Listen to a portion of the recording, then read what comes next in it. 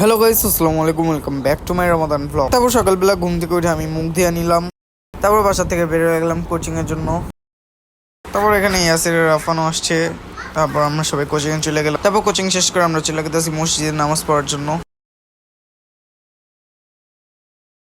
তারপর আমরা মসজিদে এসে পড়লাম। মসজিদে আসার পর আমার আর রাফানে অজু আসলো না, তাই আমরা অজুখানে অজু করতে গেছি।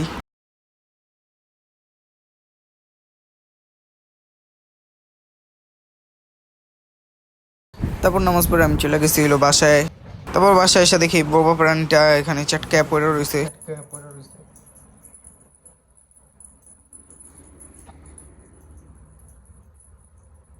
তারপর বাসায় এসে আমি কোরআন শরীফ পড়লাম।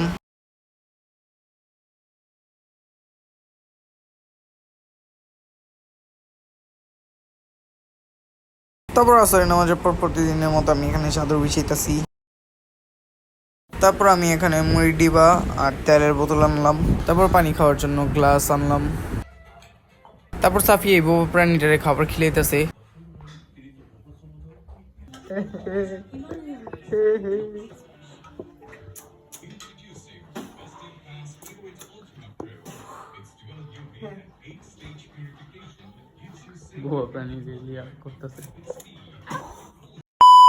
তারপর পাক করে যা দেখি আম্মু এখানে শসা ছিলতেছে।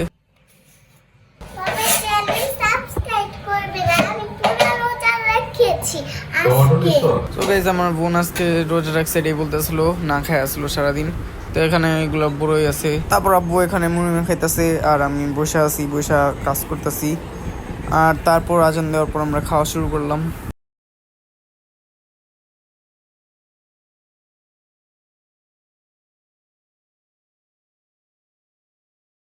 তারপর ইফতারি খায় রাত্রের বেলা আমি গোসল করি।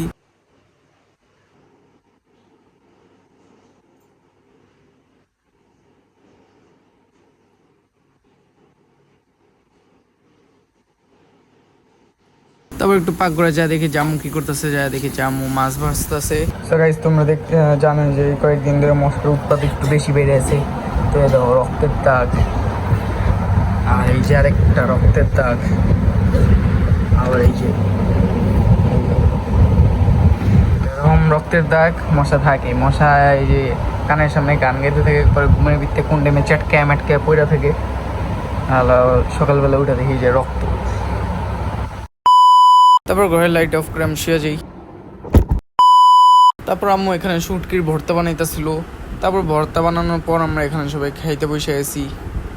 আর এখানে যে আম্মু যে মাছ ভাজছিল ওইগুলার তরকারিতে কনভার্ট করে দিছে।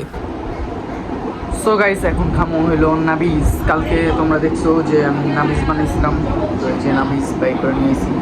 এখানে যে খেজুর আছে, খেজুর যেখান দিয়েও দেখা গেছে। আর যদি দেখাই তাহলে এটাও পুরা কম হয়ে গেছে। আর আরেকটা জিনিস যদি দেখাই,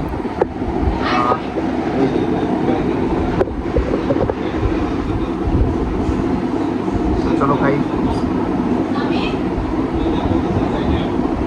তো গাইস, এটা খাইলাম, খায় টেস্ট করলাম। এবারটা ঠিক আছে, দুধ কিছু হয়নি, কিন্তু যেহেতু দুধে চিনি দেওয়া ছিল না, চিনি দেওয়া লাগবে।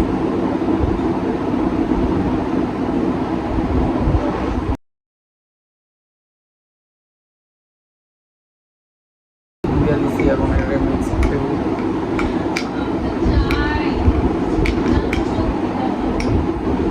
আর খেজুর যদি দেয়, এই যে দেখো খেজুর, কতটুকু খেজুর দিছিলাম ফুলে গেছে, ফুলে বড় হয়ে গেছে। এরা দেখছো কত বড়। তো এই যে এখানে মলাই টাইপের হয়ে গেছে। আর এমনি পুরো দুধ ঠিক আছে, এবার ফাটে নেই। আগের বার একটা তিতা হয়ে গেছে, কিন্তু এবার একটা সব কিছু ঠিক আছে, খালি চিনি একটু নাই। এখন ঠিক আছে। চিনি দেওয়ানোর পর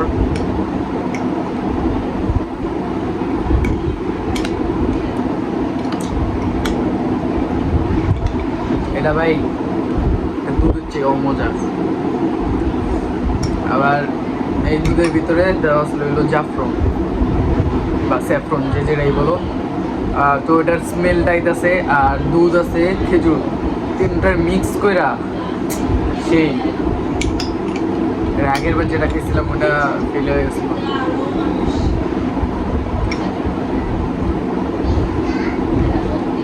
এখন আমি বুঝতেছি যে আমি দুধ এতটুকু কেন দিছি, এতগুলো কেন দিইনি, কারণ যে মজা হয়েছে এটা।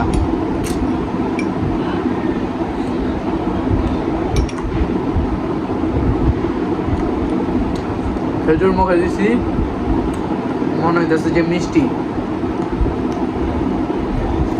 মুখে দিছি আর ভুলে গেছে।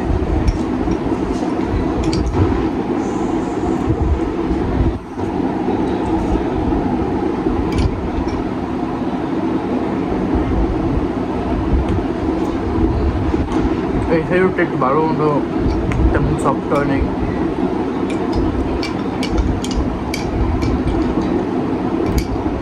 নিচে চিনি আছে।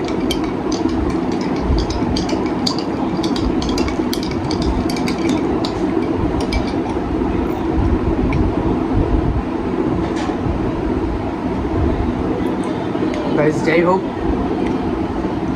এটারে আমি রেটিং দিব 10/10, 10/10। আগেরটা বানাইছিলাম 2 দিন রাখছি, দুধ ফেটে গেছে, তারপর খেজুর যদিও সফট হয়েছে কিন্তু তিতা হয়ে গেছিল। আর এটার আগের যদি দুধ দিছিলাম ওই দুধ কোনো জাল দেওয়া হয়নি, এটা ডাইরেক্ট দুধ দিয়ে দিচ্ছি, আর এটা জাল দেওয়া হয়েছে হয়তো এই কারণে।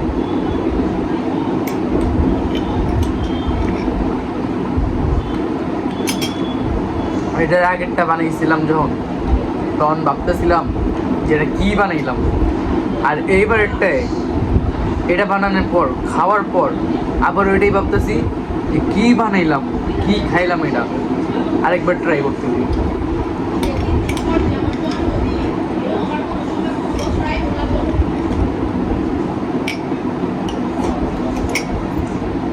তো যাই হোক, এই যে আমার সার্ভিস পুরাটা শেষ। আমি এতটুকু দুধ দিছি, এখন আমি পস্তাইতেছি যে কেন আমি পুরো গ্লাস বইটা দিইনি। পুরো গ্লাস বইটা যদি দিতাম মনটা শান্তি করতে পারতাম। সো গাইস, আজকের ব্লগটা এই পর্যন্তই, দেখা হবে কালকের ব্লগে। আর আজকের জন্য বাই।